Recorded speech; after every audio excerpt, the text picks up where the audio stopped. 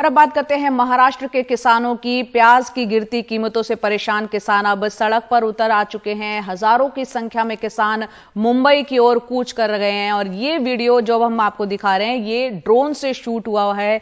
कितनी संख्या में किसान नासिक से अपना मार्च उन्होंने जो शुरू किया है अब मुंबई की ओर चल रहे हैं। इसमें महाराष्ट्र के हजारों किसान अपनी मांगों की फेहरिस्त के साथ मुंबई की ओर मार्च करते हुए दिख रहे हैं। नासिक जिले के डिंडोरी से ये मार्च शुरू हुआ था जो कि मुंबई तक जाएगा। करीब 200 किलोमीटर की ये दूरी तय करेंगे। वहीं आज होने वाली सरकार और किसानों के प्रतिनिधिमंडल की जो बैठक है वो रद्द हो चुकी है। किसानों का कहना है कि राज्य सरकार को पैदल चलकर आ रहे किसानों से खुद आकर मिलकर बात करनी चाहिए।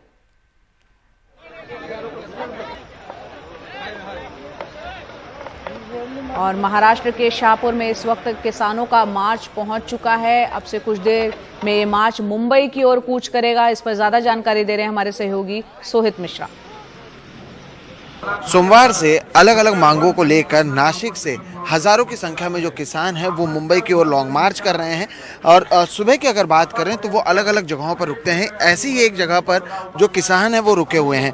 अब इसमें क्योंकि किसान चल रहे हैं, अलग अलग अभी तापमान बढ़ रहा है तो उसका भी असर किसानों के सेहत पर पड़ रहा है। और ऐसे में एम्बुलेंस के जरिए कुछ ऐसे किसान जिनकी तबीयत खराब है उन्हें भी लेकर जाया जा रहा है। जैसे कि आप देख सकते हैं ये जो किसान अब एम्बुलेंस के अंदर बैठे हुए हैं ये वो किसान हैं जिन्हें अलग अलग तरह की परेशानियां हो रही हैं। कुछ इमरजेंसी केसेस हैं तो कुछ ऐसे हैं जिन्हें अलग अलग परेशानी है। हम जानने की कोशिश करते हैं कि इन्हें कहाँ ले जाया जाए। सर, सबसे पहले आपका नाम बता दीजिएगा और आपका डेजिग्नेशन बता दीजिएगा। अमोल बांगर 108 एम्बुलेंस ड्राइवर। एम्बुलेंस ड्राइवर, अच्छा। कौन कौन से लोग हैं जिन्हें आप लेके जा रहे हैं, कहाँ लेके जा रहे हैं, क्या कुछ हुआ इन्हें?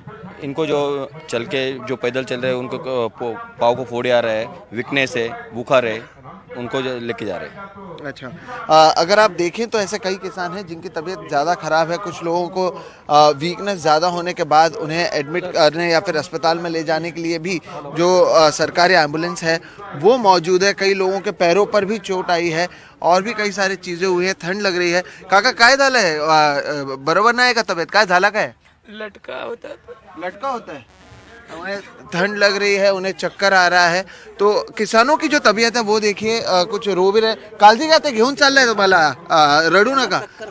काय झालंय? फिट आली, पडून गेला, हाँ, त्याच्या अंगाचा लटका होऊन गेलेला आहे। अच्छा, इन्हें भी चक्कर आ रही थी और ये गिर गए थे। तो अलग अलग जो परेशानियां हैं किसानों को वो झेल रहे हैं। किसानों के पैरों को अगर देखें तो पैरों को भी लगा है। काय झालंय? चप्पल नाही? चप्पल तुटून गेली। चप्पल तुटून गेली? कधी तुटली चप्पल?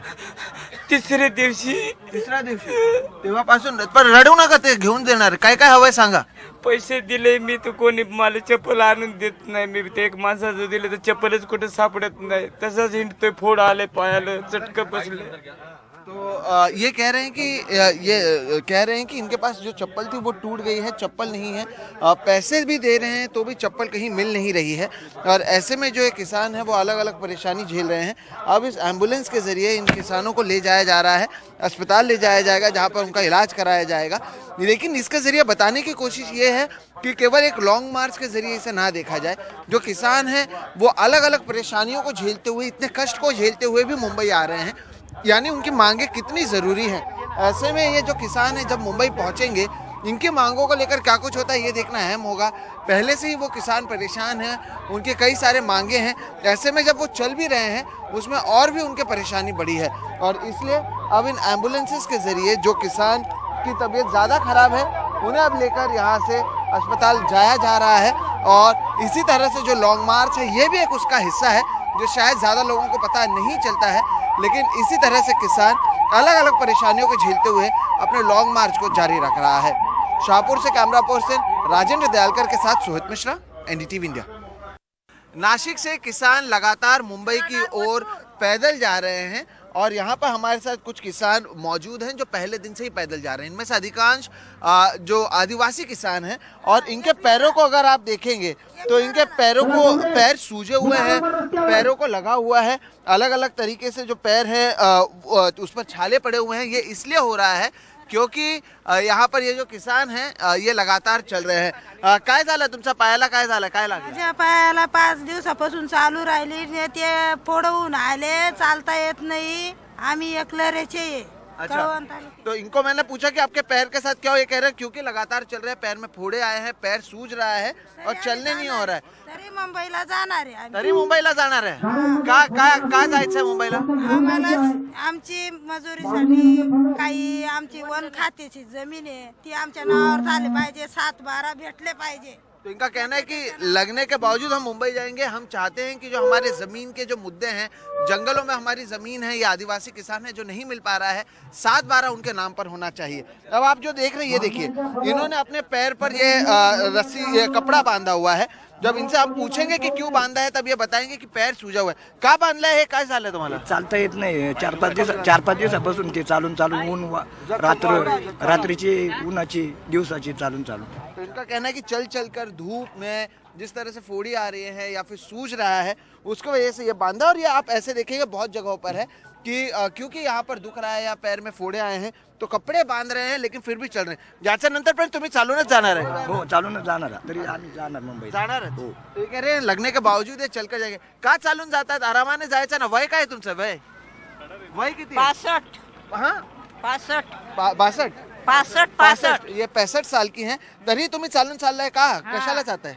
वन जमिनी पटासाठी. वन जमिनीसाठी. पण चालून गेला तेव्हाच मिळणार आहे का वन जमीन? मग मिळालाच पाहिजे. अच्छा. आणि सरकार देऊन नाही राहिला. एका गावाचा 7-12 200 लोक 300 लोक असे तर नावं देतात सरकार. ते 7-12वर मग काय करायचं आम्ही? आम्हाला कर्ज भेटेल का? तो इनका कहना है कि हमारी जमीन जंगलों में है और ये जमीन हमारे नाम पर नहीं हो रही है, हमें कोई कर्ज नहीं देता है, हम किस तरह से रहेंगे और इसीलिए ये मुंबई जा रहे हैं. तुमचा पायाला पण लागलाय का? हा. लागलाय तुमचा पायाला? जरासा सुजला. सूजला है, थोड़ा सा पैर सूजा है, ये ऐसा कह रही हैं. और इसके बावजूद जो दादी हैं वो चलती हुई नजर आ रही हैं. 65 साल की इनकी उम्र है. और आप मेरे पीछे जो अनाउंसमेंट सुन रहे हैं, एक बार फिर से जो किसान हैं वो पैदल चलने वाले हैं और आधे से ज्यादा लोग ऐसे. तो 3 बार किसान मुंबई आ चुके हैं और ये तीनों बार आई हुई हैं. इनका कहना है कि जो इनकी मांगे हैं उसे लेकर जब तक समाधान नहीं होगा वो इसी तरह से आते रहेंगे. और एक एक करके आप देखेंगे कि जो किसान हैं वो तैयारी कर रहे हैं और वो अब निकल रहे हैं. एक बार फिर से जो लॉन्ग मार्च है उसकी शुरुआत होगी. उससे पहले हमने दिखाने की कोशिश की कि इनके पैरों के क्या हाल हैं अभी तक जो चल रहे हैं, उसके बावजूद क्या सरकार इनकी सुन रही है? जो किसान इतनी परेशानियां झेल कर आ रहे हैं, ये एक अहम सवाल है. बहरहाल ये लॉन्ग मार्च फिलहाल जारी है. सरकार और किसानों के प्रतिनिधियों के बीच में भी जो बातचीत है वो जारी है.